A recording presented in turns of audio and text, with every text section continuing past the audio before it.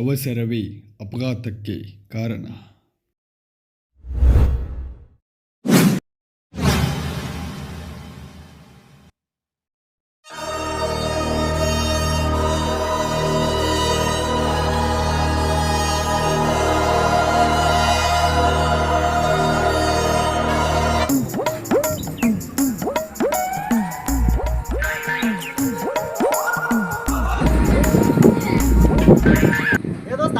ಬಾರೋ ದೋಸ್ತ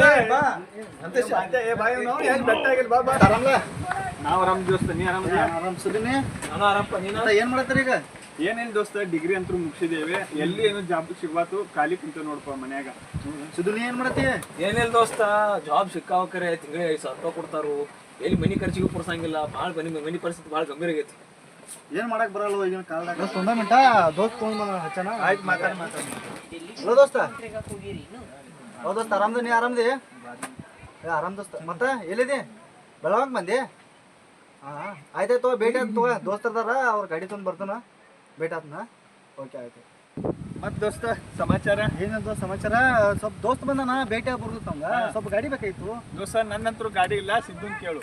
ಸುದ್ದು ಸರ್ ಗಾಡಿ ಬೇಕಾಯ್ತು, ದೋಸ್ತ್ ಬಂದಾನ, ಸ್ವಲ್ಪ ಭೇಟಿ ಆಗಿ ಬರ್ದಕ್ಕ.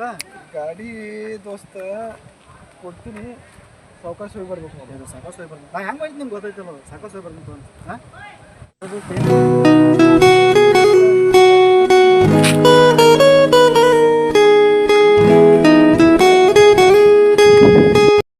ಸಾವಕಾಶ ಹೋಗಿ ದೋಸ್ತ, ಸಾಕಾಸ್ ಹೋಗಿ ಬರ್ತೀನ.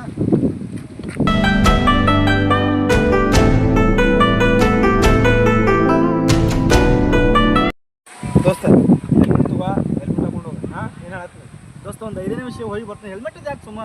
ದೋಸ್ತ ನಾ ಯಾರನ್ನ ಕೇಳು, ಮೊದಲು ಈಗ ಆಕ್ಸಿಡೆಂಟ್ ಎಲ್ಲ ಭಾಳ ಆಗತ್ತಾವ. ಹೆಲ್ಮೆಟ್ ಹಾಕೊಂಡು ಹೋಗ ದೋಸ್ತ ಒಂದು ಸ್ವಲ್ಪ ಹೇಳೋವಾಗ.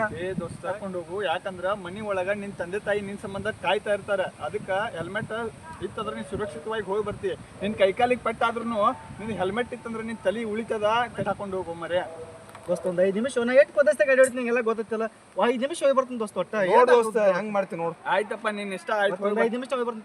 ಆಯ್ತು, ಸಾವಕಾಶ ಹೋಗಿ ಬಾ.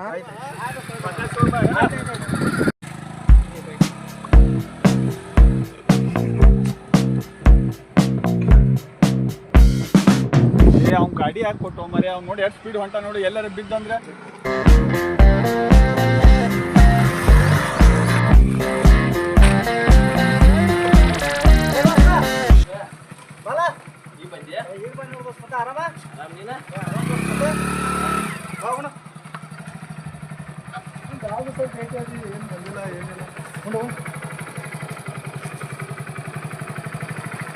ಹೆಲ್ಮೆಟ್ ಹಾಕೊಂಡು ಬರೋಕತ್ತಲ್ಲ.